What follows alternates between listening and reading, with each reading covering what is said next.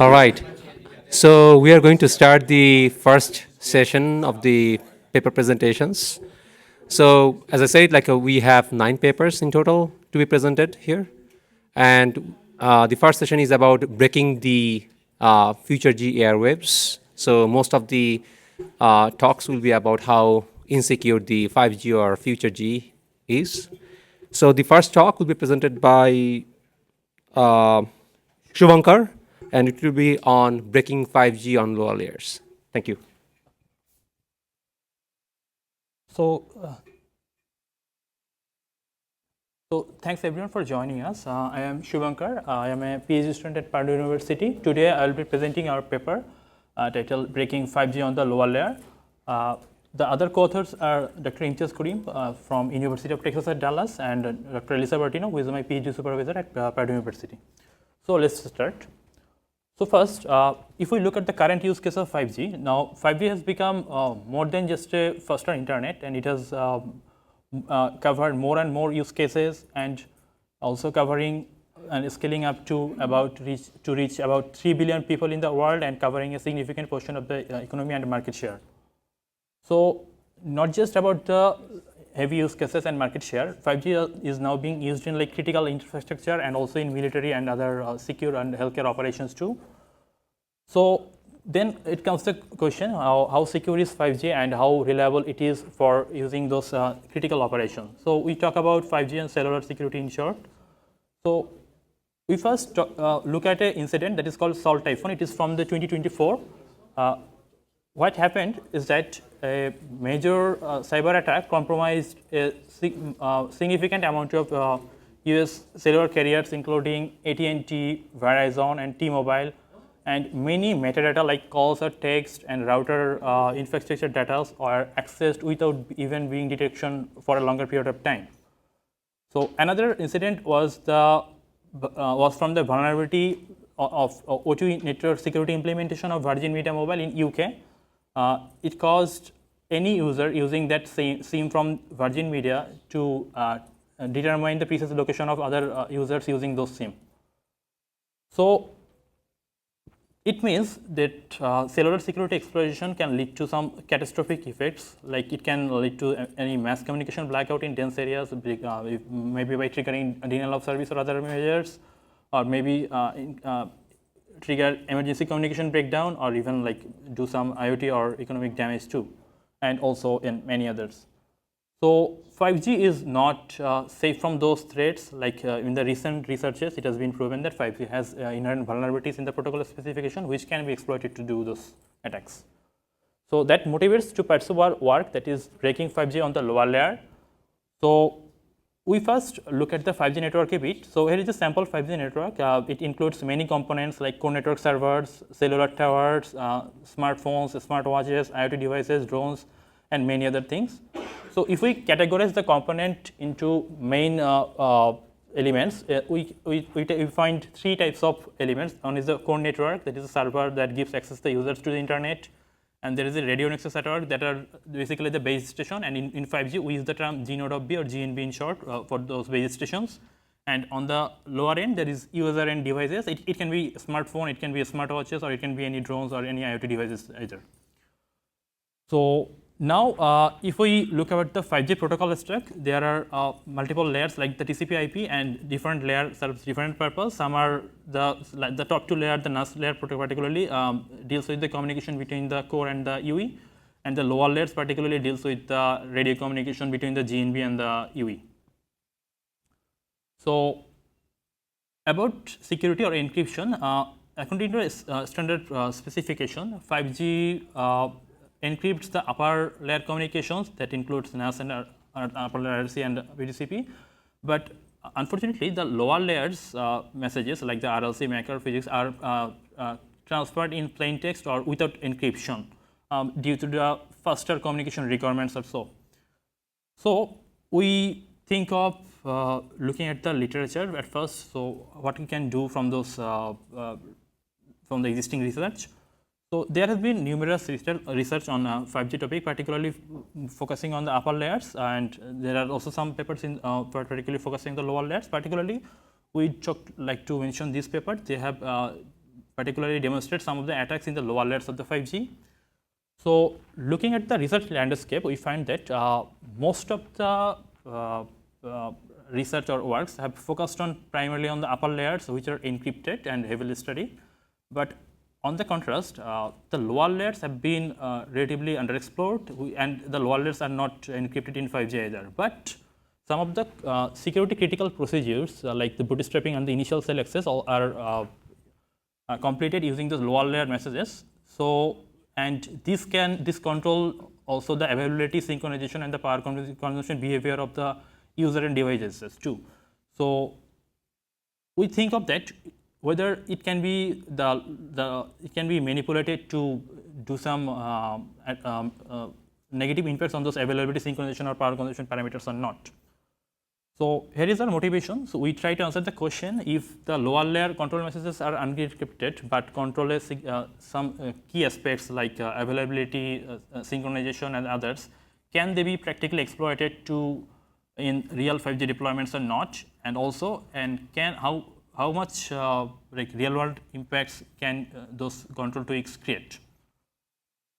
So here is our observation that the security or the encryption begins only after the initial access, but before that there are two key messages we are particularly interested in. One is the SIBON messages, which govern the cell access, and the random access procedure, which contains a particular field that is called timing advance, which compensates for the propagation delay, are sent before the encryption is in place. So why this would matter? Because these procedures would run for every UE, and they control some key aspects like availability, battery behavior, mobility, and synchronization. And also, so a small manipulation can eventually lead to denial of service, desynchronization, or even higher battery usage or so. And all this can be done without any breaking of the encryption. So here is our contributions. So we first systematically identify some of the parameters based on their criticality and impact at the physical or MAC pointer, which are not integrity protected or encrypted. And also, then we perform some practical over-the-air attacks by manipulating some of the parameters we choose from SIBON and the timing advance value field, which we talk elaborately a bit later. And we finally perform the empirical validation on real-world testbed with our software-defined radio systems. And finally, with the empirical validation, we can found concrete evidence that these attacks are feasible and can do some real damage on the network. So here is our attack model. We assume the following adversarial capabilities: that our adversary is located within the radio coverage of a 5G cell, and it is equipped with a software-defined radio and can passively sniff legitimate unencrypted cell parameters and decode them. And also, it can synthesize and ingest valid 5G waveforms with precise timing at its will, and also can deploy the Arupjyoti with identical parameters of the original cell with higher transmission power. So here are the attack procedures. So at first, we look at the initial cell access process in which short.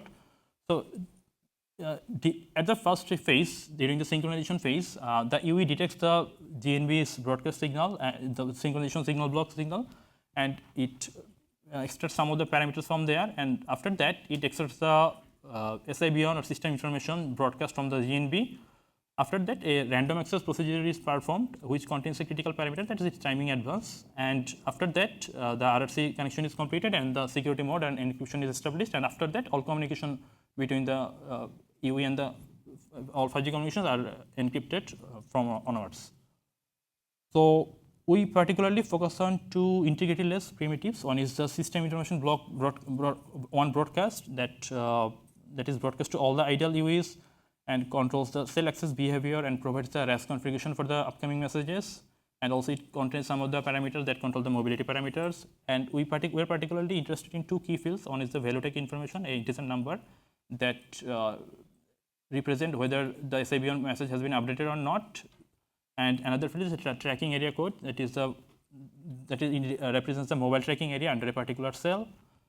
So talking about the security, none of those are integrity protected, and the UE has to trace them blindly. And about the timing advance value is in the random access response or the message to in the REST procedure.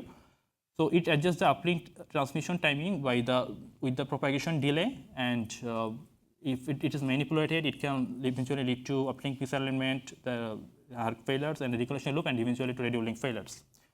And about the security property, this is same as SIBR. There is no integrity protection, and it is applied immediately by the UE upon receive. So we first demonstrate our first attack, that is the SIBR manipulation attack. So we first spoof the SIBR message. So here is a benign SIBR or ideal SIBR broadcast. So here is the base station, and here are the UEs or the user and devices. And there is a connection between the UE and the base station. So the base station periodically broadcasts the SIBR messages to all the UEs, and the UEs receive those messages, and from the messages it decodes the cell connection configuration parameters and other things. So here is the ideal case of SIBR broadcast. Now we move into the manipulated, where we spoof the SIBR broadcast to manipulate a particular parameter. So like the ideal broadcast, this is the regular base station broadcasts the SIBR message, and this broadcast reaches to every UE, and also the attacker is here, and the attacker also snips the SIBR or gets the SIBR messages. So after a certain period of time, the UE moves to the idle state when the connection based on is in idle state. So at this moment, the attacker of ours move from the passive phase to the active phase by turning on this rogue GNB. So the rogue GNB crafts a manipulated SIBR packet, and it broadcasts to the UE. So when the UE receives that manipulated SIBR packet, it has no way to verify whether this has been manipulated or not, this has been legitimate or not. So the UE immediately applies it, and the UE receives it, and eventually UE transfers from the cell, from the base station to the rogue GNB cell, and then we perform some of the manipulation we mentioned earlier, like value tag manipulation or the TEC parameter modification. So we talked about that, the outcome of those later. So here comes our next attack, the TA manipulation attack. So we first talk about that TA process ideally. So it is the base station, and it is the UE.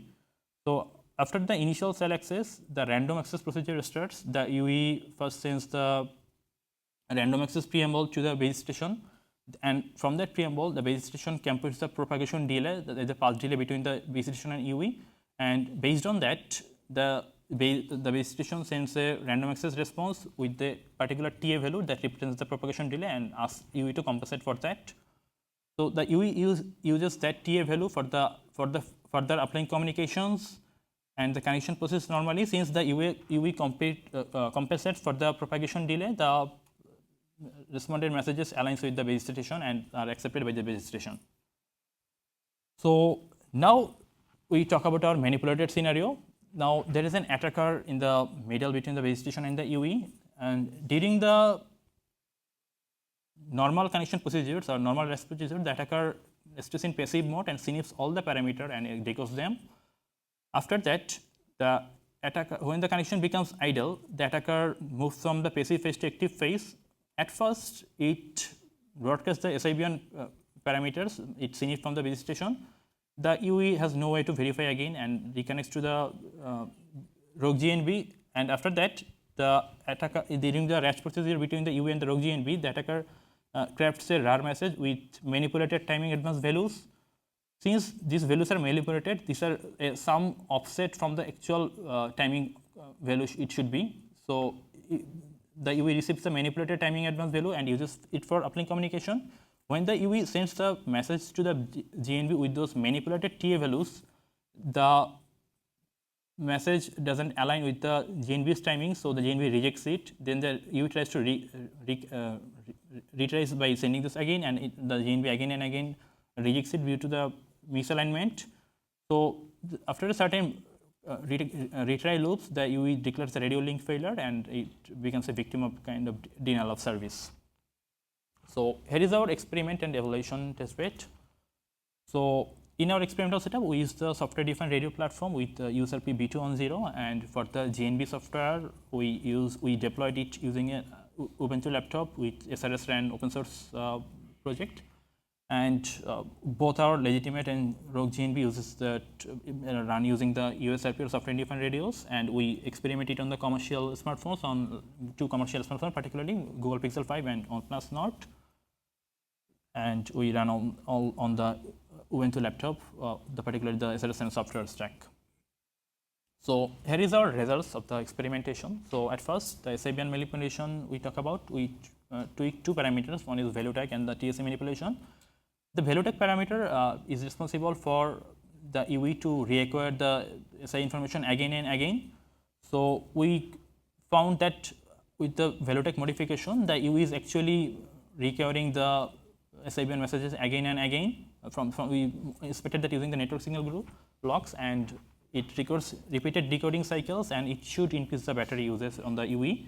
And the second, apart from the TSA manipulation, we are expecting to have some signaling storm on the fake cell, like the NAS system, targeted towards the fake cell for the TSA manipulation.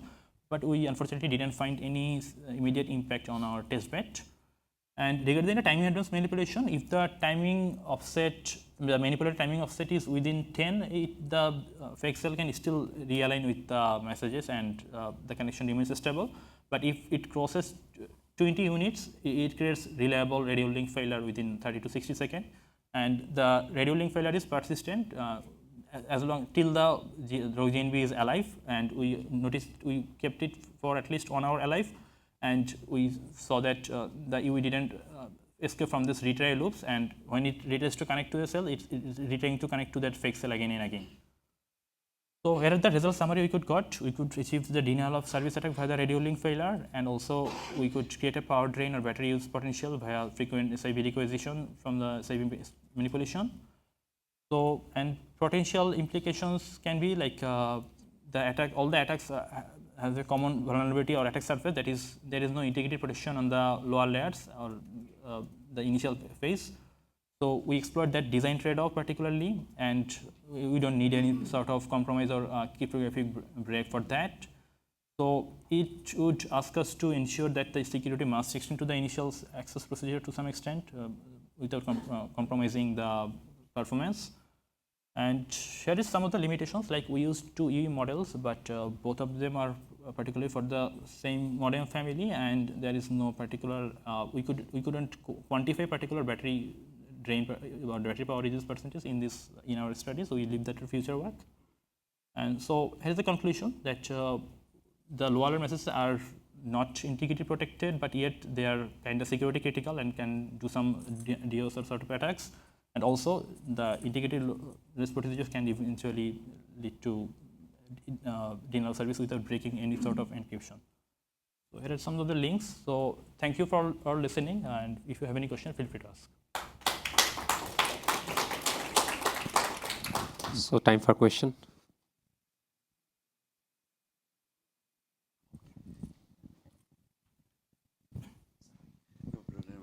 Hello, thank you for your presentation, really interesting. So my understanding is that the attack, or what you found, it leverages on the assumption that the attacker succeeds to deploy a false base station, right? Yeah. Okay, good. That was something that was like in my mind, that how luring the UE to try to connect to that false base station, right? And my well, having that clear understanding, well, you identify a problem, right? That clear, you identified a problem, yeah, right? Any clues of how to solve it? We speculate some of the defense mechanism in our paper, like initial key verification, but we didn't do any experimentation in our study, so we leave that to future work, and we work on the defenses on next.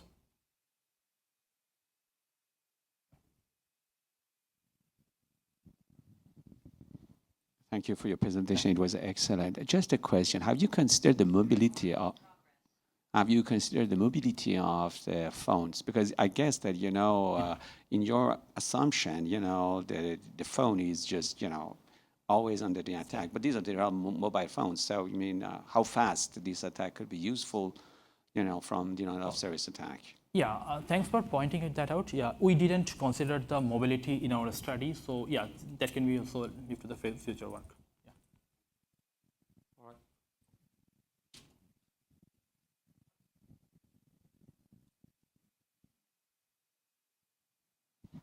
So follow on the previous question. Yeah. If you can attach to fake base station, then you don't need this attack, because already victim is owned by the fake base station. Then why do you need to disconnect the UE Because you can particularly- keep making it attached to a fake base station, then denial of service attack Particularly- is just implemented. Yeah, particularly talking about a no service fake base station that doesn't do anything. In comparison to ours, we actively send the RAR message 1 preemptively. So that kind of eludes UE to proceed to some extent again and again and keeps the UE in retry loops again and again. So that confirms the denial of service, and that also has some impact on the cellular activity too, which has some potential on battery uses, although we didn't quantify on those, but that has some impact on that part too. Did you understand my question? So once you already hijack, Yeah. the victim is hijacked to the fake base station, then you are already in the at least denial of service attack stage. Yeah. Then why do you need additional denial of service attack? Particularly, as I was answering to the question, that if we don't do anything from this rogue GNB, that if the GNB just attaches the phone and remains idle, then it might be feasible for the UE to flag that cell and try to listen to other broadcasts. But if we actively communicate with the UE, like sending the RAR message 1, then the UE thinks that it is a legitimate cell and sending me the message 1, and it tries to follow up the messages by sending the message 2 and message 3 or 4, which is eventually fails, and it falls in the retry loop again and again. So it's more like to maintain the denial of service attack, you can use this methodology. That's what you're saying. Okay.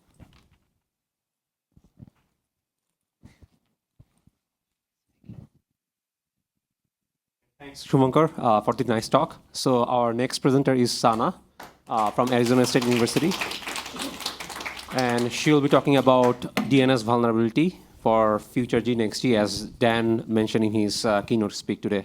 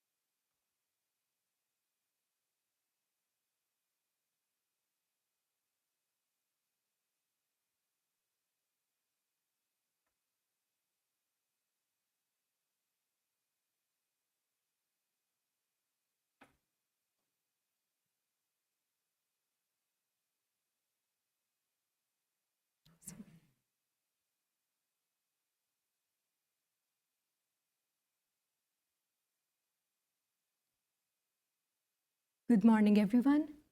And I'm sorry, this still not showing the slides.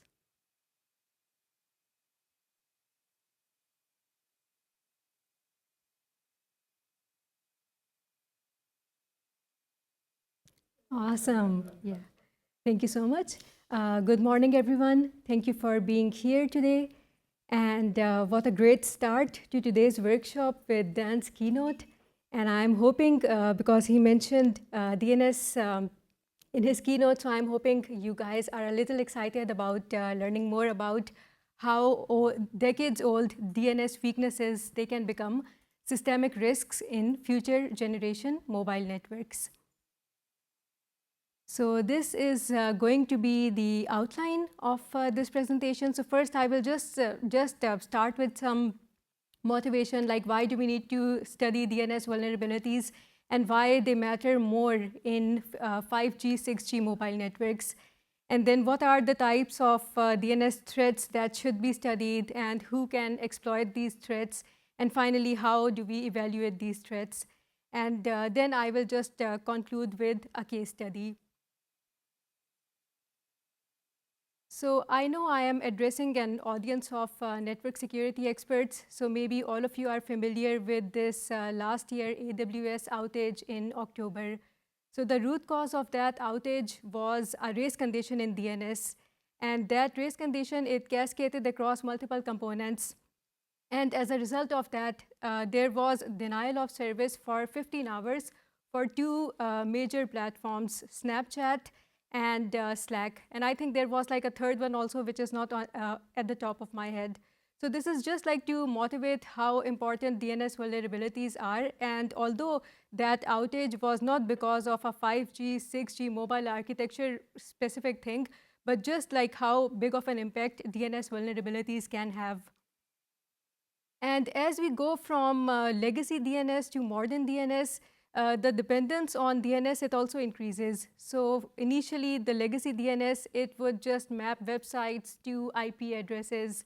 But now modern DNS, it maps network functions. That is critical for 5G and 6G service discovery and routing. So what once used to, so legacy DNS could maybe break web pages, but now because of this high reliance on DNS to map network functions, it can actually disrupt entire mobile networks. And just I will give a quick overview on how DNS resolution would work in, with legacy DNS. So for example, I have my browser and the client wants to access this example.com server, but the client does not know the IP address of the server, so the client will just send a DNS query to the DNS resolver. The resolver would respond back with an IP address, and then the client that now has information about the IP address of, let's say, example.com server, it can send a request to example.com and communication can happen. And again, this slide is a very simplified version of how DNS resolution works. DNS is much, much more complicated than that. And if I would translate all that to 5G, 6G networks, so this is how the layered DNS architecture in 5G, 6G networks would look like. So there are 4 layers.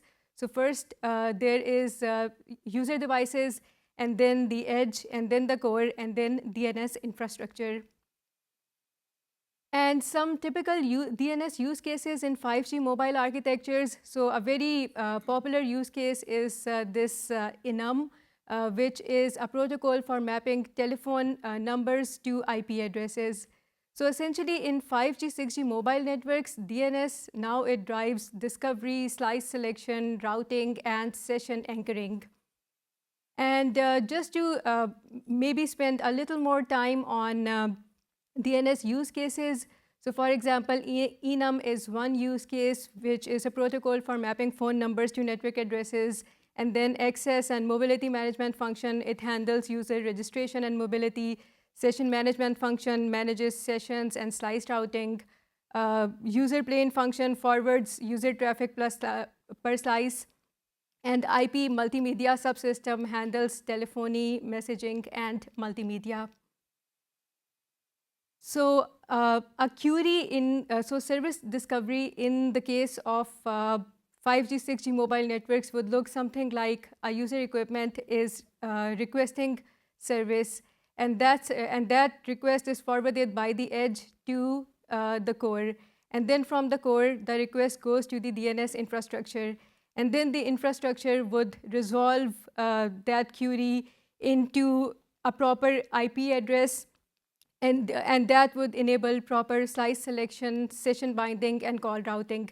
And again, this model is a very simplified version of how things actually work in practice.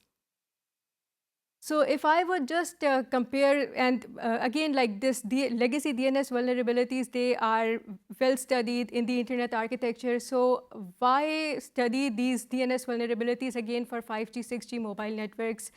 So this is because there is an architectural shift from the traditional internet to 5G, 6G mobile networks. In the traditional internet, we are mostly concerned about end-to-end reachability and this per hop routing.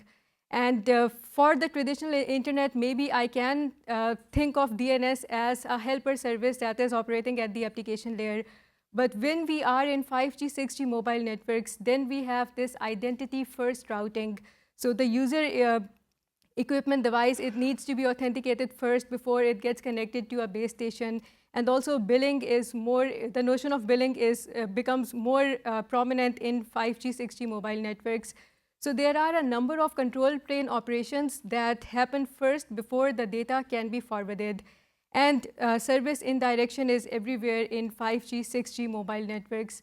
So that is the reason that we are building new complexity on old foundations, and the same bugs in DNS, they can have larger consequences. So that was the key question that this paper studies, like do the legacy DNS vulnerabilities, do they persist in 5G, 6G contexts, and what are the systemic consequences of these vulnerabilities? Now, in order to understand these threats, so because there is a long list of DNS threats, so the first thing was just to understand what types of DNS threats exist and having a threat taxonomy. And for structured analysis, so in this paper, DNS threats, they were classified into 6 categories based on the network layer that is affected and also the type of threat. So because the layered architecture that I showed maybe 2 slides ago, so it had like 4 layers, but I have 6 categories. So there is like, at each layer, there is 1 category, and at 2 layers, there are 2 more categories because they fit into 2 different, because they are like 2 different types of threat. So these are the 6 categories from category A all the way to F. And just because I knew that I should keep my presentation concise to 15 minutes, so which is why I just have like one thread category here, but I have like extra slides which I can maybe go at the end if there is some time left. So this protocol level and crypto weaknesses, they affect protocol and cryptographic integrity in mobile DNS operations, and they operate at this user devices IoT layer. The remaining categories, and again, like the paper would be a good reference for that, but for example, at edge and core, there are two more categories, and then DNS infrastructure is where category F lies. But just in the interest of just saving time, I am just emphasizing on one category here, which is category A.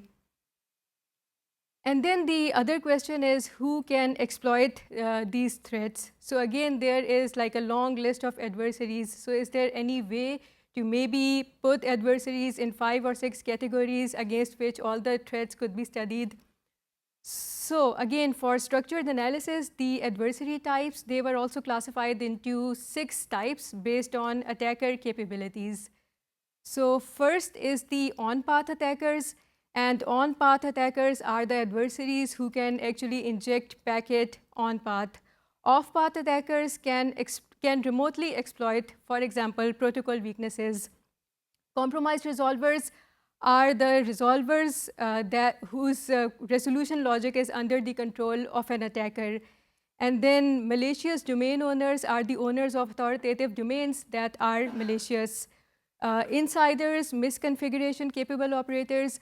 So these are the attackers that have privileged access and can abuse that access, and they can abuse that access to manipulate responses to DNS queries.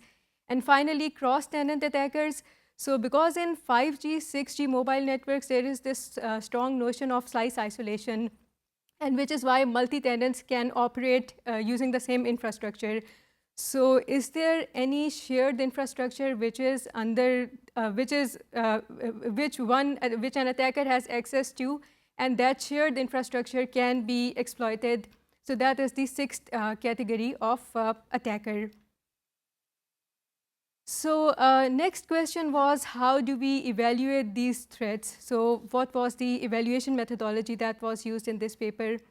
So there was like a total list of 84 DNS threats, and then each threat was placed in its category, and then each threat was evaluated along 6 dimensions. So first is service disruption. So can a DNS threat disrupt, for example, so can a DNS threat, for example, block calls or misroute a call? Second is privacy leakage. So especially in this enum protocol, there is metadata about the subscriber and also about the operational domains. So can a DNS threat expose that privacy data? And third is the amplification risk. So can a DNS thread be amplified across multiple slices or across multiple subscribers? And fourth is traffic redirection. So can a DNS thread make it possible to redirect traffic to, let's say, an attacker-controlled server? And what is the impact on network slices? So does slice isolation break because of a DNS threat? And finally, the misconfiguration risk. So for example, DNSSEC, which was introduced a while ago, but still DNSSEC is not properly implemented, and it is yet to be completely deployed. So it is completely deployed, but it is like in a number of instances, DNSSEC is partially there, or there are misconfigurations. So how high of a misconfiguration risk does a DNS threat has? So these were the 6 evaluation dimensions against which the list of threats were computed. And the severity for each dimension, it was rated along 3 levels, so high, medium, and low.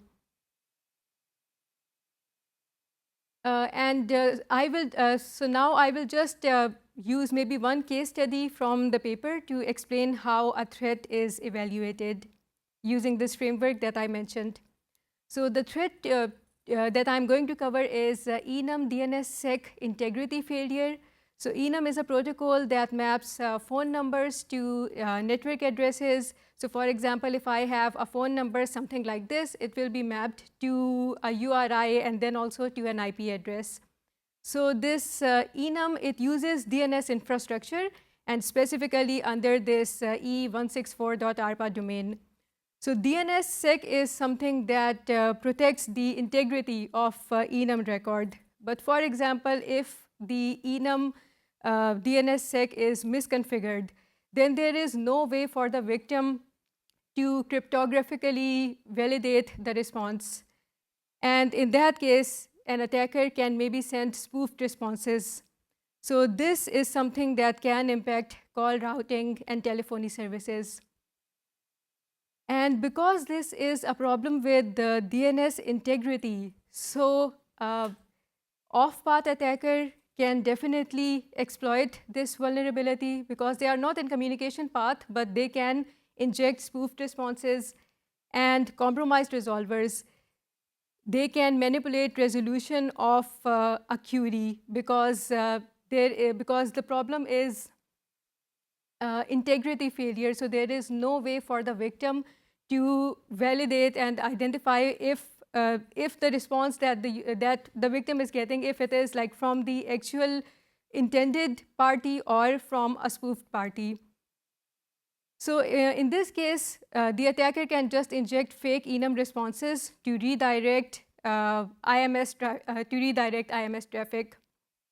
And in this particular case, the telephony service disruption, the impact will be high because with spoofed DNS responses, it is possible to prevent SIP registration, block calls, misroute signaling, and privacy leakage is also high because for enum, it uses a number of user identifiers. So it is possible for an attacker to get information about the metadata of the subscriber. And then amplification risk is medium because a single compromised resolver, it can affect multiple subscribers. And traffic steering is also medium because so this SIP is session initiation protocol. So these paths may be misdirected across slices. And impact on network slices is high because shared enum infrastructure, it links multiple slices. And finally, the misconfiguration risk is also high because maintaining correct DNSSEC keys and signatures, it is complex. So just to summarize, the impact of this threat is telephony disruption and also affecting SIP IMS registration, call setup, and signaling across slices. So in order to mitigate this problem, and I think maybe a number of you would be just thinking, just make sure that DNSSEC is enforced correctly at enum resolvers and maybe disable insecure fallback paths. So these are the 2 ways to make sure that this threat does not propagate. And these controls, they should be enforced at the core, so primarily in enum resolvers.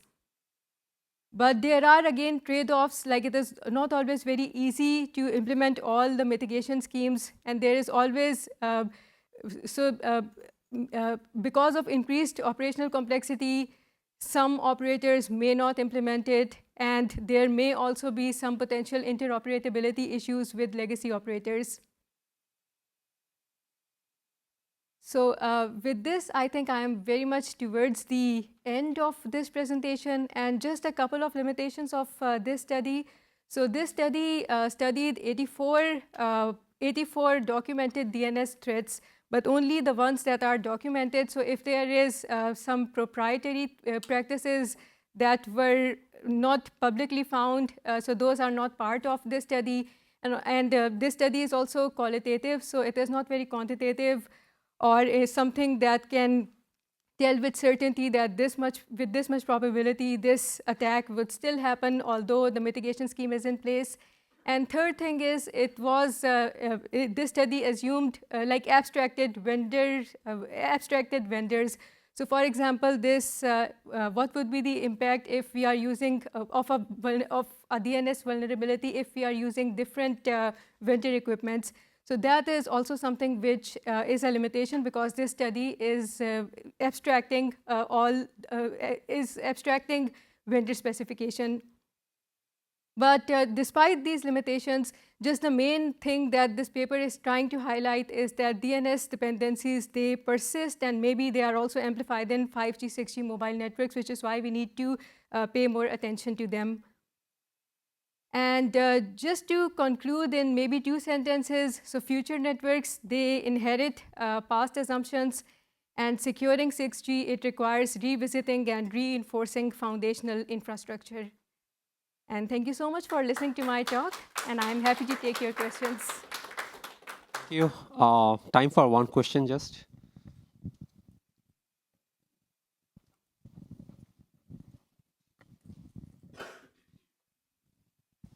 Yeah, thanks for your talk. I'm Yiming from Tsinghua University. It's a very interesting talk.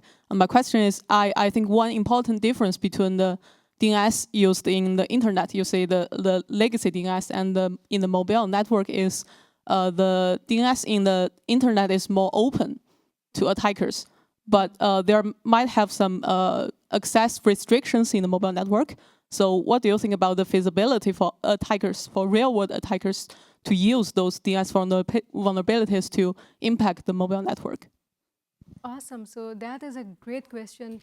So you are saying that in case of mobile networks, there are more checks and maybe a much higher barrier for attacker to actually spoof DNS responses than we have in the legacy internet. Yes. Yes, I agree with that. And the answer to your question, so your question is exploiting DNS weaknesses in FutureG is harder than legacy internet architecture. Yes, as the attackers could not reach to the DNS services they want to exploit. They cannot reach to the DNS services. So essentially, like for example, something like this enum protocol. So if you have an attacker, and maybe let's think about a powerful attacker, somebody who is controlling a resolver. So when the query is going to the resolver and the query is resolved into something which it should not be, then again, like the user equipment is connected to an attacker control domain, which, but I agree that you are saying that it is a more powerful adversary, so we need more powerful adversaries in 5G, 6G mobile networks than in legacy networks. Okay, thank you. Thank you. Complementing that question is that, well, it's not a crazy assumption, because now we have as the first keynote pointed out, the insider threat. Yes. Right? So the insider threat is already inside, as its name says. So it can compromise the DNS infrastructure. It's not part of the core network. It's an IT part of the mobile network. But since it's already there is an IPT that can influence the DNS. So it's in my humble point of view, personal point of view, it's feasible. So your question is totally valid. Yeah. Thank you so much Nice. for the Thank you nice so talk. much.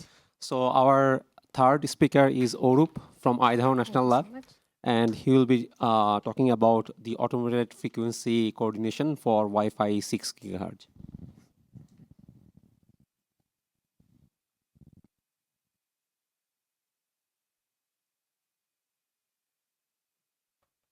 Alrighty. We are ready, right? Thank you.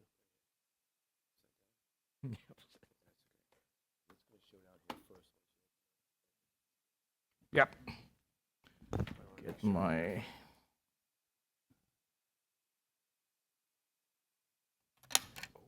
Yeah, there's a government stuff. Got more.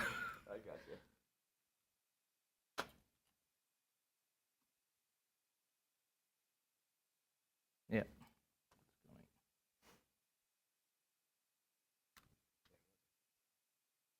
Mm-hmm. Mm-hmm.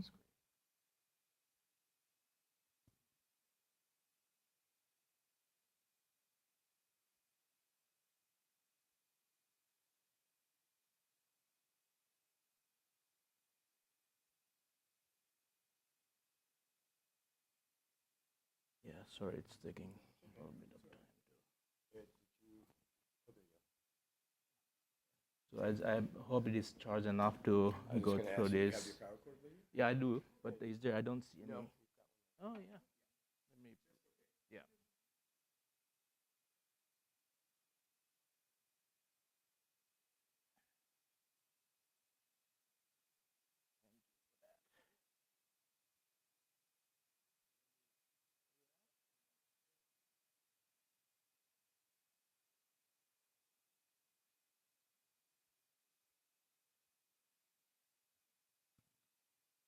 Sure. When it is coming up, I am presenting this for our graduate student in University of Florida. We are from Idaho National Laboratory, so we have our student who couldn't come because they are eagerly waiting for the arrival of their next baby. So I'm going to present this paper, and here. All right. So this is about actually Wi-Fi. You have heard a lot of excellent talks on 5G and FutureG so far. And of course, Wi-Fi, all of us uses, right? So brief background here is that this is work sponsored by Department of Energy, and that's CSER, Cybersecurity and Emergency Response Agency. And so in 2020, FCC allowed the use of 6 gigahertz, and this is going back to Dan's about sharing spectrum, or you may have heard the term coexistence in spectrum. That's where FCC allowed Wi-Fi to start operating in 6 gigahertz, which is, it's around 1200 megahertz from 5.925 to 6.125. And so let me put it in slide mode here. Slides, okay.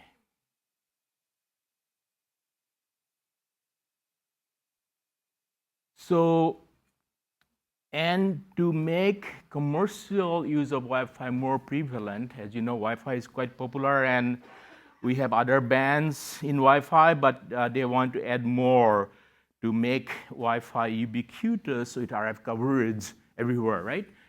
So that's what Nathan saw that that's where you need to share, because let me see. Maybe this is what, oh no, okay, let me go back then. I thought this was going to fix that. All right, so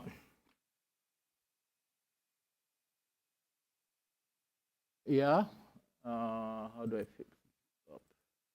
Let me go back to, yeah, go ahead. So, so there's incumbents in the 6 gigahertz. For example, there are government allowed utilities, for example, is a big user. So utilities actually have been using 6 gigahertz fixed links for many, many years now, right? So those are called incumbents. So to allow use of Wi-Fi in 6 gigahertz, and particularly, this is the first time actually Wi-Fi in 6 gigahertz allowed not only indoors but outdoors. And this is called, there are different modes, right? This is the outdoor mode is called standard power, which allows them to transmit at a much higher power outside, and it can go up to the antenna gain up to 36 dBm, which is like 4 watts, right? With actual power about 1 watt, 30 dBm plus antenna gain. So when they are transmitting, and this just shows that what I'm talking about is it's really the AFC system, automatic frequency coordination system, that's supposed to be in place to allow non-interference from this Wi-Fi operation outdoors.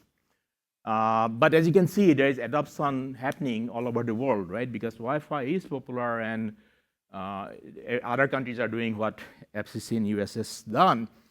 So here it's just showing what I just described, right? There is incumbents, and Wi-Fi can happen anywhere. So the system to regulate use of Wi-Fi so that they don't impact the incumbent can be quite complicated, right? Now, how does this then? So FCC mandated that when somebody is operating Wi-Fi outdoors with standard power up to 36 dBm, they have to really, before they transmit, they have to use something called automated frequency coordination. And this system is simply, it's using, this is AFC, but so here it shows, so all of these automated incumbents are listed in FCC, right? They call it ULS. So they are all registered there. So this AFC, now they are required to pull information, that information, who are the incumbents at any location on 6 gigahertz. Now, before a Wi-Fi router can use transmit, they have to really look at what they're allowed.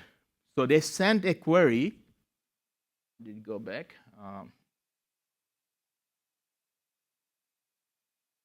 So they sent a query, right? So okay, previous one, I think. Okay, they need to send a query, right? And it gives the AFC its location and some of other things, but mainly its location.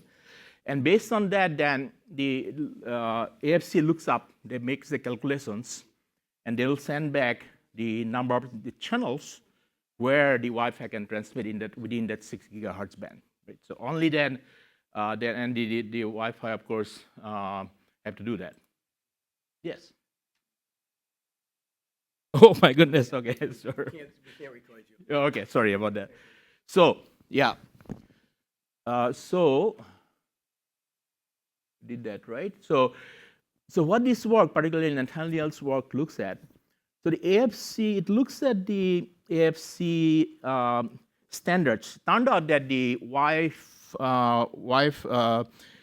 so this Wi-Fi forum, right, which wrote the standards that's TS 1014 that everybody uses. So FCC mandates use of AFC, and the AFC vendors follows TS 1040 that WinForum that wrote. Right, so that's how it works. So we basically, in this work, this particular standards is examined to see whether they have the first of all, what are the security properties for the AFC, and then whether the standards really, covers all of them so that those security properties cannot be broken if you adhere to the standards, right? So that's the main thing here.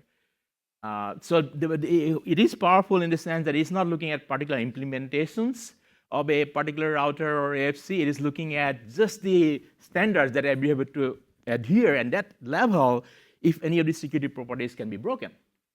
So I think so here it shows the main security attributes we looked at. So the first thing is, of course, right, the incumbent are they impacted, right, following the AFC, right? So that's, and then these are the subsequent prerequisites that have to happen, because, for example, the registry, if somebody can violate that, then everything is screwed, broken, right? The second set of properties, or the second property and subsequent prerequisites is that, well, the Wi-Fi Wi-Fi devices also have to operate, right? I mean, if you all the time you shut it down, then there is no point in allowing your Wi-Fi to operate in 6 gigahertz. And the third important property is that repudiation, right? So accountability. So you have to be able to go back. If you use the standards, there has to be accountability. There has to be what is the device requesting, what is the getting back, and what it is using, right? All of that has to be kind of, because if something is broken, you need to be able to go back and look at, what happened here, what the forensic is, right? So all of those things got looked at. And we talked about 5 security findings. And these are just looking at the standards, as I said. And let me keep going. I mean, please look at the paper. It's all detailed very well. But I'll have one slide for each finding. The first finding is that, so it requires, the standard does require, right, that you have to really authenticate yourself, like the AP, right? They have to just first declare themselves to the AFC system and verify themselves as a legitimate AP. And that's done. Some of you know about OAuth, authentication algorithm, that procedure that happens. However, when the actual request goes, right, there's no binding to that. So somebody can verify themselves like this one did, but when it sent the request, it didn't use its own, it spoofed somebody else's. And there's no verification for that, right? So there is no binding between these 2 steps. So that's a significant finding because, and remediation is pretty clear. So what I'm describing here is things that are findings. The first version of the AFC specification is a great job. WinFrom did good, but as you know, there are always things that to improve, right? So this study goal is to really win-win, right? Make it better, and so that even if you don't consider implementation problems, there can be other problems. So this one is a significant, really good one too, and this is about the request itself. It's kind of unconstrained, right? What I mean is that, they can send request. Here is the request, right? And what it's doing, this is a good, it happened, it got your response, but next time, the attacking one is sending a request that has multiple requests, and within requests, there are multiple layers. And that's allowed by the standards, by the way, right? So it can get, so what it's showing is that the next time when it sends that resource intensive request, it is spinning its wheel, right? AFC system is busy trying to compute, and then in the meantime, it's not able to respond to legitimate user APs. And the thing is, each AP is required to do a daily update, at least once within 24 hours from the AFC system. So if it doesn't do that, its service is cut off, right? So this is the direct consequence that can happen.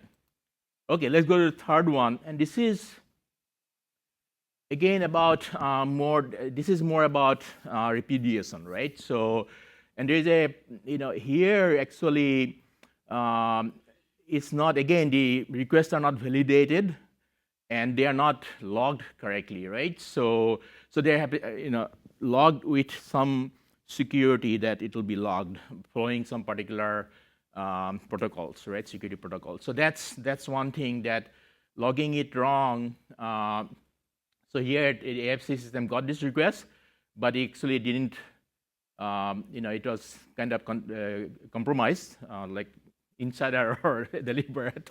So it didn't log it, right? If it didn't follow the protocol, because it's not allowed, required to follow that protocol. So logging correctly, so that can be a problem. And the fourth one is what do you call it? Unconstrained. And what it is that, so it doesn't constrain AFC to respond with only selecting within the requested channels. So what happens is that, and again, this is in this threat model, the AFC system is compromised. So in this case, I mentioned 6 gigahertz, 1200 megahertz within that band, right? So they're actually 5, 6, 7, 8, Uni 5 through Uni 8. And Uni 5 and 7 are the allowed bands with 500 and 100, 600 megahertz for outdoor APs to operate. The others are for indoor. So what if, in this case then, if AFC is compromised, it can send back response to operate on, let's say, Uni 6, which is illegal for outdoor AP. But remember, these Wi-Fi devices are actually for, they are general, so they will have the radios for all the bands. And if they, this AFC allowed them, they'll happily go ahead and use that and they'll break things, right? So that's the fourth one. And the last one is the one about really, now this is actually very interesting. So as I showed you, right, the first property was that the communication, the request between the AP and the AFC, that's all has to be following protocols, right? And it's also TLS protected and stuff like that. But they forgot to do that on the other side, on the AFC to the ULS database, that FCC, right? So again, the threat model has to be that the AFC system is compromised. And what if, sorry, not only, this is actually man-in-the-middle model, right? That'll be good enough. You don't have to compromise, get into the AFC system as such. But if you can do a man-in-the-middle in this path, then you can actually remove the entry of the incumbent that you want to attack, right? So, and if you do that, the AFC is poisoned now, right? So it's doing fine based on what it is told by the ULS, but it was not told by the ULS, it was spoofed, right? So that's sure it can break the system. So let's see. So I think I want to cover it at a higher level so that you could think about the direct consequence. So in 5G, you got the 3GPP standards. So in Wi-Fi, you got the AFC that supposed to ensure the peaceful or coexistence without interfering the utilities. That's the main purpose, right?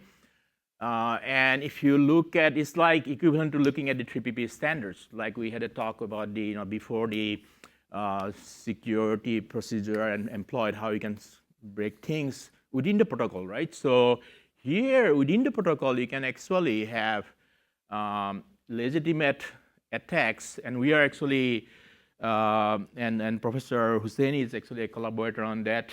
We are, in addition to this work, we are actually conducting real-world experiments with commercial APs that has commercial AFCs, and some of this can happen actually, right? And we are going to do more. And no matter whose vendor it is, because they are following the standards, and this is the AFC-centric work. We are doing some other AP-centric and utility-centric work also. So just to give you draw the picture that there's always continuous improvement that's necessary, because you cannot really cover everything, and as you go along, it's a cycle, right? Security never ends. You have to keep on cycling, keep on improving, and so forth. And hopefully I gave you a good flavor of that. And I think I'll stop. I know we're running behind anyways. I think I'll stop if there is time for any questions here.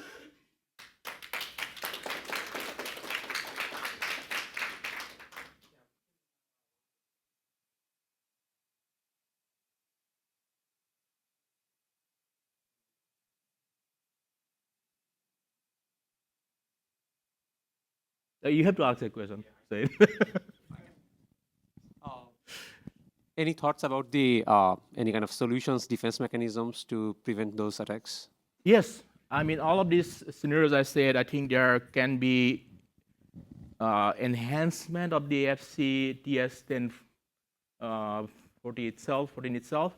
And as you know, we are actually, WinForum, we actually have a workshop coming up in that span that WinForum will be part of this too. So we are starting that dialogue where we hope to influence WinForum for this particular work. And for related work, there is some more work needed, more modification. I think it'll be all focused on AFC, right, at this point.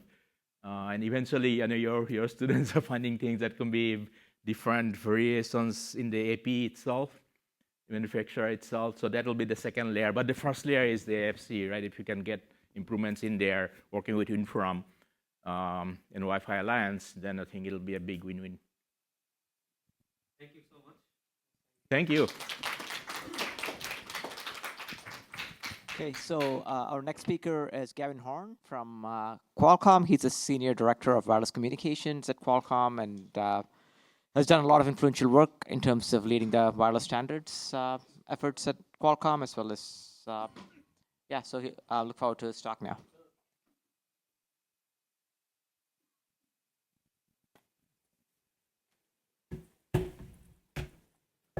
Just plug in. We don't need a mic. You can talk on this mic. You want to walk? I'll see. The thing is like blinding you, so I guess. There's no way to get out of the blinding. So you're going to stay at the podium? Yeah, I can stay here. How do I get it to project? I'll put it up there in a second.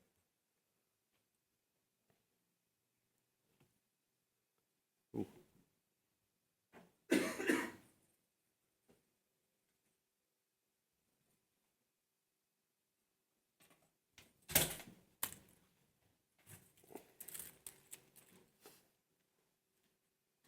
All right, thank you for inviting me. So I'm just going to give mostly an outline of 6G, but obviously I will cover some of the security topics. I should warn you, I'm not a security person, but I did bring Hong Il from the security team to help in case there were security questions at the end. So I'll just give a brief outline of sort of where we are and what we're sort of expecting in 6G, a little bit of the discussion of the physical layer, and then talk about the new kinds of services that operators are looking to deploy in the networks, and then focus mostly then on the security and the architecture issues that we're trying to resolve and trying to address in 6G.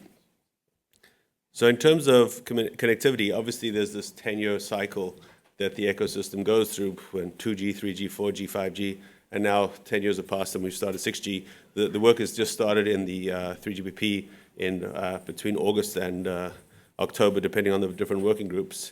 And as of course you see that each G we introduce new kinds of services, new kinds of devices, and some of these do take longer to get deployed. But in the day, like we do expect this ever continuing increasing different kinds of things being used on the cellular system and new kinds of use cases as they evolve. So if you look at what we really expect in 6G in terms of what the big changes are from how devices are connecting, one of the biggest things is obviously this increase in data and how much data gets to grow.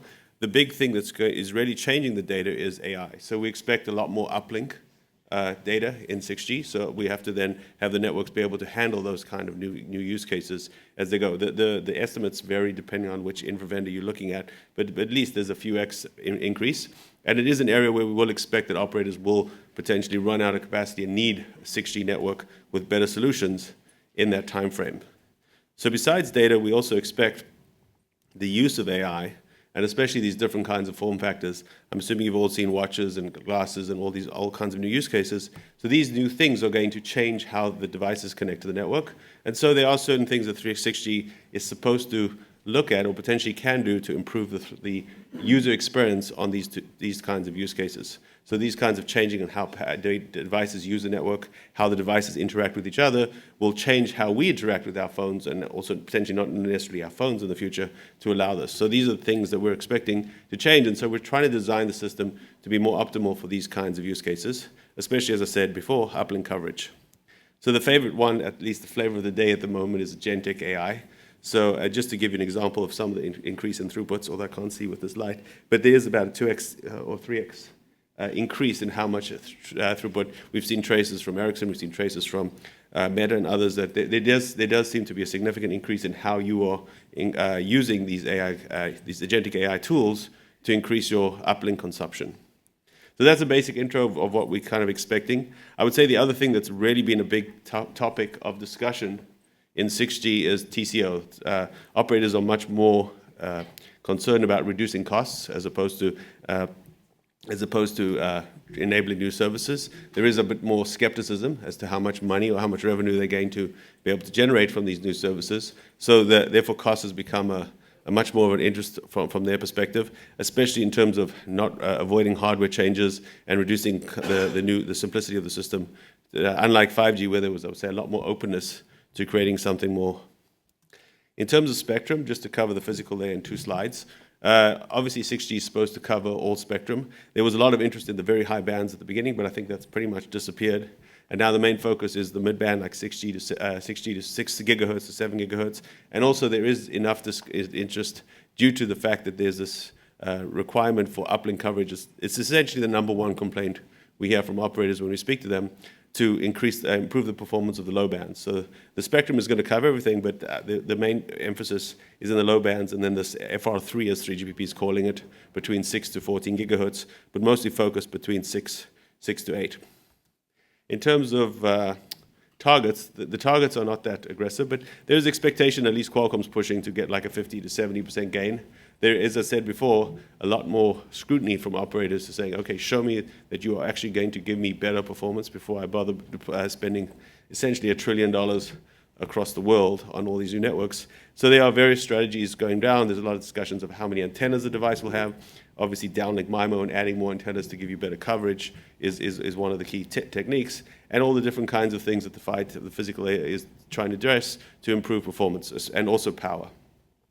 So that's my, I guess, brief, what's called FI part. So let's talk then about services beyond connectivity. So as I said already, AI is definitely one of the big topics that everyone is interested in. Now this, I guess the way we've described it is similar to what the AI RAN Alliance is doing. So in terms of AI on RAN, so can you enable your network to give you a better user experience with this new kinds of AI traffic? What kind of QoS changes would you need? What kind of changes to the protocol stack you would want to do to enable the AI to work or run better on these new networks? There hasn't been any discussion that I've seen, although there was a little study in SA3 on actually the security side of this, but at least in terms of the user experience, there's obviously a lot of concern. Then there's the other side, which will obviously also have some interesting security impacts in O-RAN as well as 3GPP, which is the AI for RAN and the AI in RAN. So there we're talking now about using AI to make your network work better. So the AI, I guess it's kind of arbitrary how I split this, or we split this, but AI for RAN is sort of how the protocols, like the GenTIC protocols, this intent-based network automation is happening, and also how we change the protocol stack. And then the AI in RAN is the stuff that RAN 2 and RAN 1 have been studying for the last few years in terms of how to change the existing functionality, like beamforming, channel state feedback, mobility, to make it more amenable to AI. So there's a whole aspect of lifecycle management, and there's a lot of implementation details that will have interesting security impacts in that time frame in terms of how AI is used in the network. The other area that is the bottom one is called AI and RAN, which is where operators are, and this is obviously driven by certain network, chip vendors in America, where AI and RAN is the idea of somehow monetizing your GPUs in the operator network. So you deploy a network with all these GPUs and all this extra workloads. Can you now find a way to monetize that? For running your own, obviously, workloads for your network, but in your meantime, can you actually somehow charge your customers or charge third parties to enable these workloads to give you much better edge experiences? So that's kind of where the AI is fitting in terms of connectivity. And obviously the big interesting thing for Qualcomm is how is this AI then going to evolve? We obviously have intelligence at the device, we have intelligence in the edge and intelligence in the cloud, and then how is this intelligence going to be split to create these new kinds of user experiences? How are we going to be able to use, or how they're going to develop in terms of where we're going to host different things, different functionality? Obviously, about 80 to 90% of your traffic works on Wi-Fi today. So we will also need to work on that. So there's definitely a lot of interest internally in terms of figuring out how these systems are going to evolve and how this compute workloads are going to be used on both the operating network as well as the device. The other use case that's getting a lot of attention in the ecosystem is sensing. So the main use case, or Elisa was mostly introduced due to detecting drones. It was more for national security issues. It's obviously getting a lot of attention in that space, but we are looking at using also sensing in other use cases and to trying to figure out, A, how well that can do. Obviously, the minute you have cameras, everything becomes much easier. But then for RF, especially when there's blocking and there's other kinds of things, can you use these sensing to improve or create another revenue source for operators? So those are, I guess, the two main areas where operators are looking to potentially make new money or do new revenue in 3G and 6G timeframe, sensing, and then I guess this compute hosting the AI services. So now I'll switch to, I guess I'll call it my favorite topic, which is the network architecture and then obviously the changes in security. And so what's been interesting with 6G as opposed to 5G is that there was a lot more scrutiny as to what was happening and a lot more looking for lessons learned. Obviously, operators, at least some of them, have been disappointed with the amount of revenue they've generated in 6G. So there was a lot more discussion of what we should change. So one of the things that we did is when we were looking at it was looking at, okay, if you actually look at what's happened between 2G, 3G, 4G, 5G, and now coming into 6G, is that essentially we designed a network in 2G, 3G timeframe for voice. So we designed it for one specific service and for one type of device. And we hadn't really changed the network architecture at all in that time frame. We also, as an ecosystem, have adopted very specialized protocols like SCTP, GTP, which as far as I know, nobody else is using these protocols. So we have these protocols that are essentially fossilizing and no one's using them. They don't support, particularly well support these cloud-based solutions. And so this has led to higher costs of ownership, very little innovation on the network side especially. And so we have this problem where we've kind of falling further and further behind. So at least from Qualcomm side, we do think that there's an opportunity here for transforming not necessarily what the networks do, but how they do it in order to reduce TCO, specifically looking at cloud-native architectures, working towards becoming a more vertical-friendly core so you can introduce more kinds of devices, and of course, how we use AI, et cetera, to enable the network to work. So we went with this message to a bunch of operators, and it's been a very interesting reaction. I guess we used that the image on the right with the person with the old phone, and we said, okay, you did 4G, you pretty much copied it for 5G. If you're going to do the same thing again, you are going to probably be stuck in the same position 10 years from now, complaining that your network is too expensive to operate and you're not being able to innovate and use all these cloud tools. The reaction has been quite interesting to us. I guess certain operators really get it, like they actually have much more modern IT-centric networks, and so they are this is to them the critical thing. But they are definitely operators that are more traditional, let's call it, who are looking at how their appliances work and are really having a hard time shifting away from this appliance-centric approach to networking in order to enable their new solutions.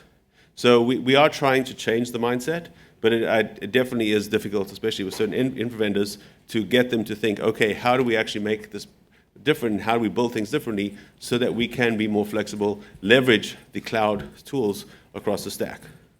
So one thing we go then to these networks is we say, okay, and just you can ignore the actual real contents of this. Obviously, this could be any kind of the management around core functions, but there is a certain, I guess, behavior or habit in 3GPP to finding the entire stack. And we said, it is much better for us to basically go with what we call these foundational cloud services. There is a great ecosystem out there that does telemetry, that does data management, that does security, et cetera. Why not use that ecosystem and build your networks on that? It's interesting, if you look like across the ocean in India, they do seem to be building their networks in a much more open source, cloud-friendly way. And we need to move to that way because at the end of the day, that's an ecosystem that's building a lot of tools for the operators, especially tools around security, where you can then leverage them to make your network, again, IT tools, they're out there, they're at scale, they work, you don't have to rely on a small vendor ecosystem to enable them. So we are pushing this. There does seem to be some resonance with certain operators.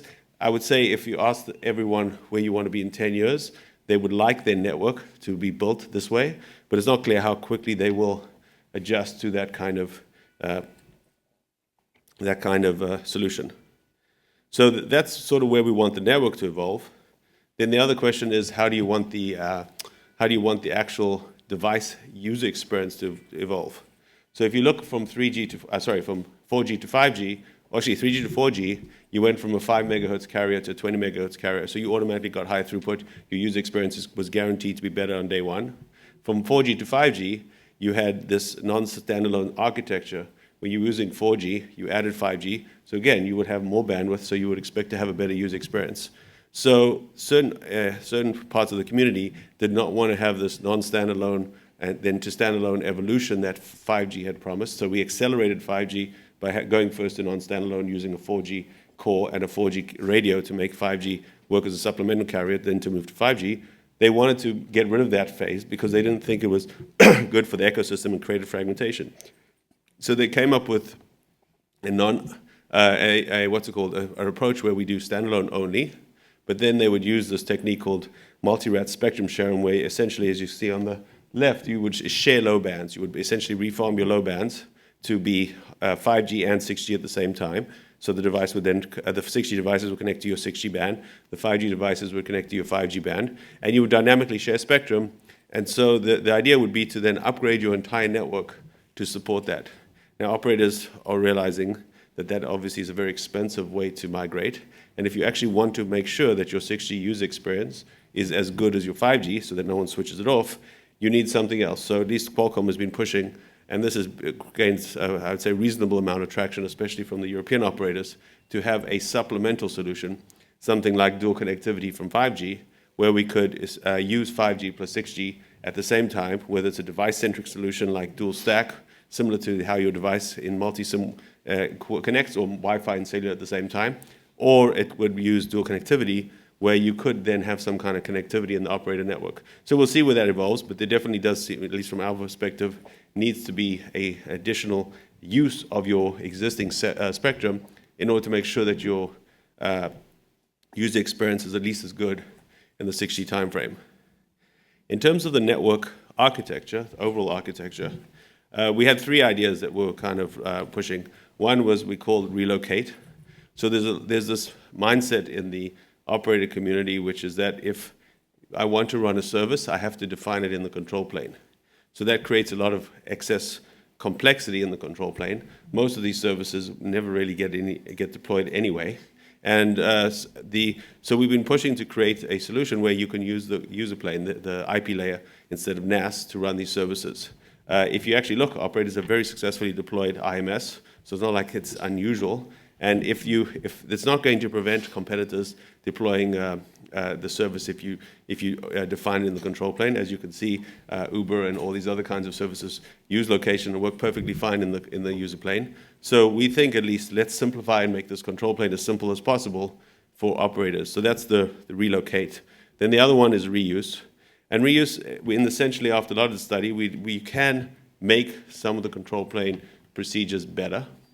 If you look at how, if you compare the user plane to the control plane, the NAS is including the routing, the transport, and the application layer in one protocol. So it's obviously much harder to maintain. It's definitely something that operators do not like upgrading, and it hasn't seen much upgrade since the first release.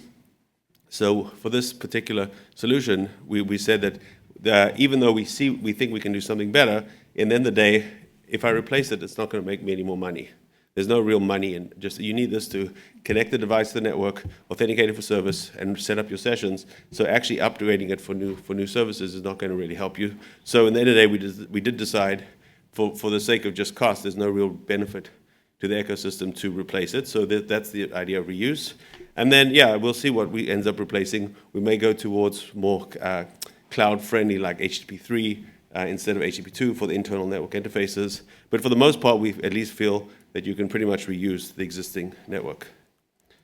In terms of the RAN, again, an area, do we move towards a more cloud-friendly implementation? So the big thing is obviously, do we change from a point-to-point architecture to a service-based architecture?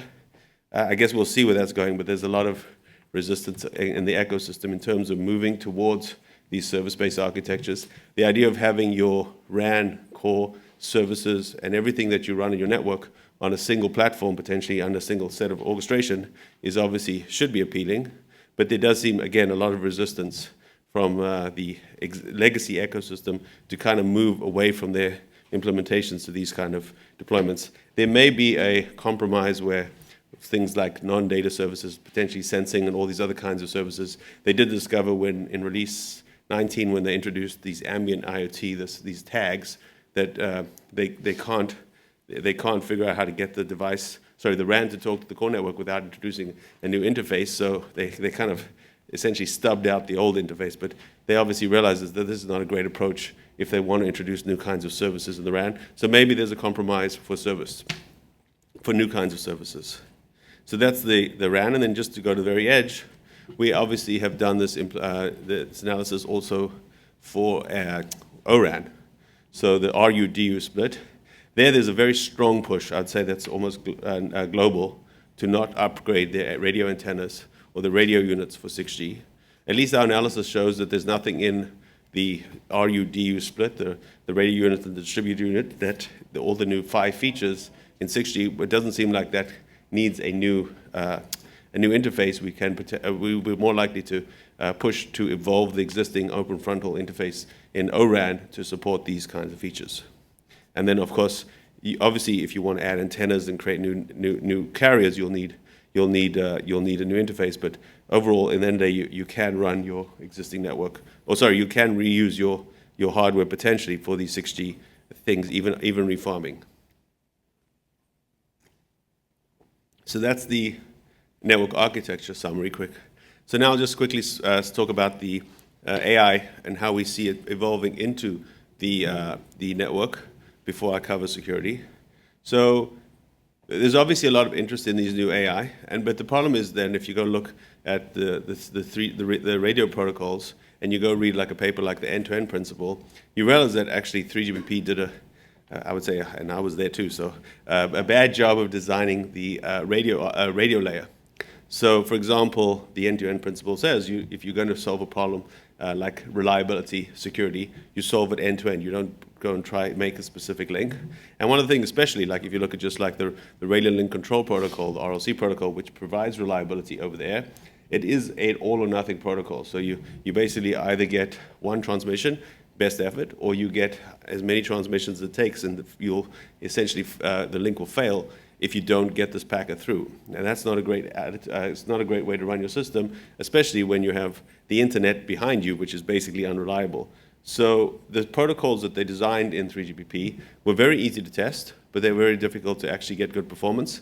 We're seeing how some of the vendors, the device vendors, I would say, changing the behavior of the device, because they have noticed that if you actually behave in a way that's more related to a user experience and allow, for example, out-of-order delivery, or you allow sort of a higher packet error rate, you can get a better experience. So now the fact is we have this ability on the device to have AI capabilities and actually do some kind of reasoning.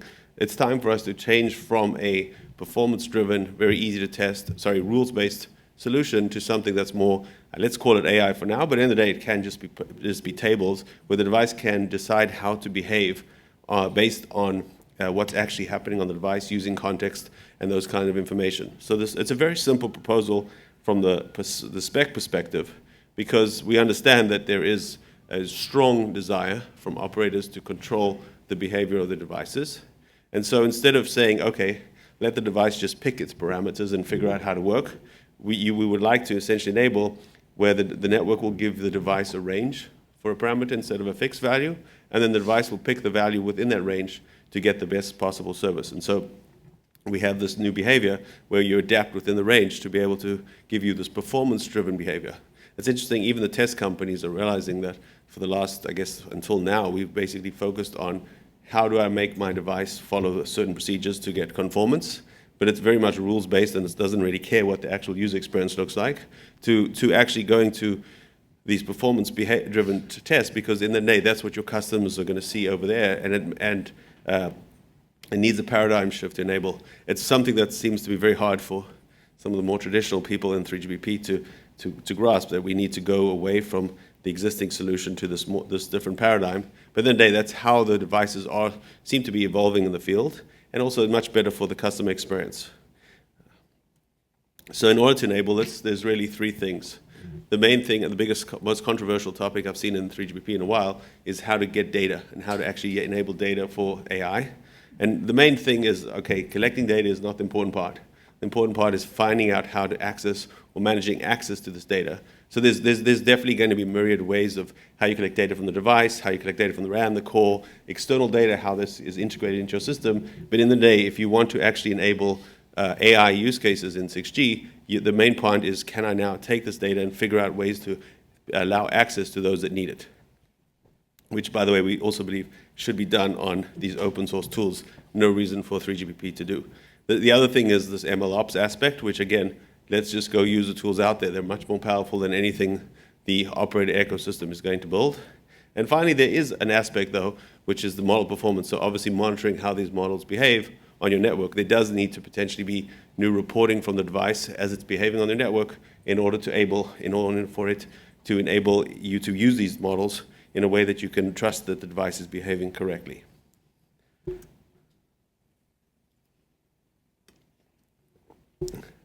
So to switch to security, I guess there's three areas of security that we are looking at. One is the 6G native security, which I have a slide on, and then quantum safe. I left out the slide on robust trust, but basically that seems to be in the area of zero trust and using message digest, but essentially those are mostly related to implementation. But let me just cover then the native security. So the biggest discussion now at the moment between RAN 2 and SA3 is the idea, and I saw a presentation earlier today about using the MAC control elements. So as you know, MAC control elements are not secure. They have never been secure since I guess 2G. So there have been attacks, the slick attack particularly, that have then led this, given this attention to the, I guess the governments and some of the ecosystem that we need to secure MAC control elements. There's a lot of confusion at the moment in the RAN 2 and SA3, well, more RAN 2 as to what the impacts of these. I mean, from our perspective, we expect this to be what's it called? We expect this to be not very different from the security that we're going to have at the PDCP layer for the regular data traffic. But there definitely seems to be a desire, because if it's in the MAC as opposed to in the PDCP, it's going to fit at a lower part of the operator's network in the DU versus the CU. So there is a strong push not to have hardware impacts. It's not clear that there will be, but I mean, at least when we evaluated integrity protection in 5G on our devices, we had already basically taped out devices before the integrity protection came up as an issue. And we found that we could at least do integrity protection, add integrity protection at reasonably high throughputs. I think it was in the hundreds of megabits on a device purely in software. So in that sense, it didn't seem like it was going to be a big issue. It shouldn't be a big issue, at least for infra, to enable this. And they have to, of course, upgrade anyway, some of these devices anyway, because of the post-quantum. The other issue is this mobility. As you may know, there's forward mobility. The key is passed from the source node to the target node in 5G and 4G, and then you update the key. So there is no backwards. It's forwards, but no backwards. So where there's potentially a way to derive or use the core network every time, so that there's the source and the source is never aware of the key being used at the target, even for a short period of time. And then the other things we are looking at, is flexible user plane security. This was discussed, I think, in release 17, where you can terminate your user plane security in the CU deeper in the network or shallow in the network. This might be a very interesting issue, depending on what we see with things like mobile edge compute, or depending on how these AI use cases evolve, depending on where we need to locate the user plane, terminate the user plane in order to support potentially low latencies. And then the final topic is the SUPI privacy. So the way SUPI privacy works today is on public equal property. Obviously, once we move to if we stuck with these some asymmetric keys in 5G or 6G, then we're going to have post-quantum. The overhead is huge for these things. So we are proposing to move towards more symmetric key and private keys for 6G, so that we will then not have these huge overhead. This is only obviously when the device initially registers to the network.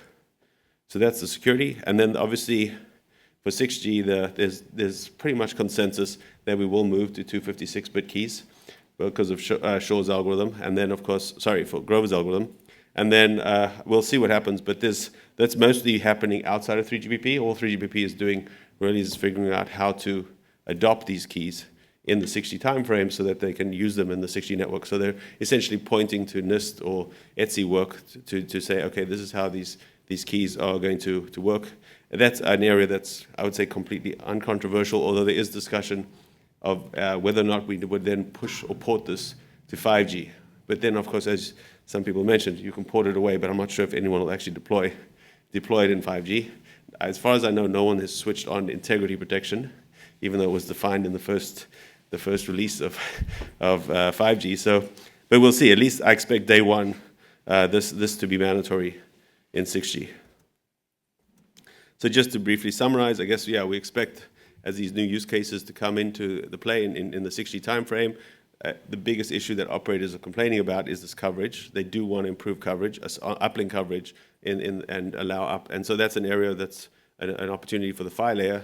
We do expect to see some kind of services. It's not very clear, at least to me, how easily operators are going to monetize these new services, or if they have any specific advantage. They do have the data. So in the end of the day, if there is value of this RF data for sensing or other kinds of things, then they obviously will have an opportunity there.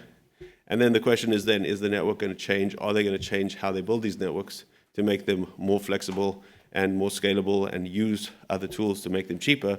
And of course, the security will evolve a little bit, at least. It's going to basically build on 5G, but there will be obviously these new elements that have to deal with post-quantum and potentially some improvements based on these studies that have been coming out, these attacks at least that have been published outside. Thanks, Gavin. Great job. Thank you. We are significantly over time, but maybe one or two quick questions. So I'm Yongdae Kim. I'm not going to ask you about security. So the 5G market has been disappointing than what we expected. Do you think the 6G investment will accelerate or slow down? I think overall, the 5G, the telcos market has not been growing as we...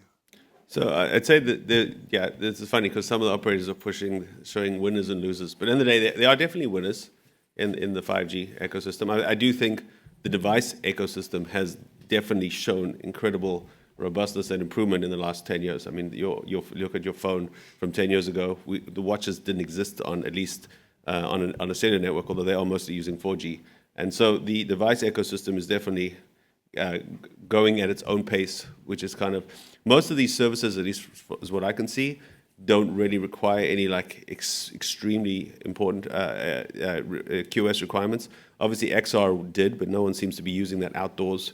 It doesn't even seem to have much, at least VR doesn't have much outdoor use, indoor use either. But it definitely does seem that these new kinds of devices are starting to grow. And so we will expect, especially for, as I said, uplink, if these things are going to be very uplink-centric, something new would be needed in the next few years to just at least meet capacity. Another service that's also been interesting is fixed wireless access, which is basically 10x, as I said before. 80-90% of your data today is on Wi-Fi. You now switch to Wi-Fi access, cellular backhaul. These things are really loading the networks. So there is potential that the networks will become more loaded, and with these new kinds of devices, there will be a stronger case for 6G over the next few years. I would say when it first started, everyone was excited. There was a whole bunch of really bad ideas that people were looking at from a technical point of view. Then there was definitely a trough of the last couple of years. People were looking much less eager. But now I would say that enthusiasm is starting to pick up. At least it seems to me to be picking up again in terms of, especially in the US, in terms of like LA28 and getting kind of 6G out there at least in the current timelines, 29, 30, 31 commercial. So. Okay, let's take the rest of the questions over lunch. Thank you, Gavin. Thanks all. So we have Selçuk Ulagak from NSF. I mean, he's a program director, SATC program director. So if you have any questions, he will be here available. So feel free to talk to him.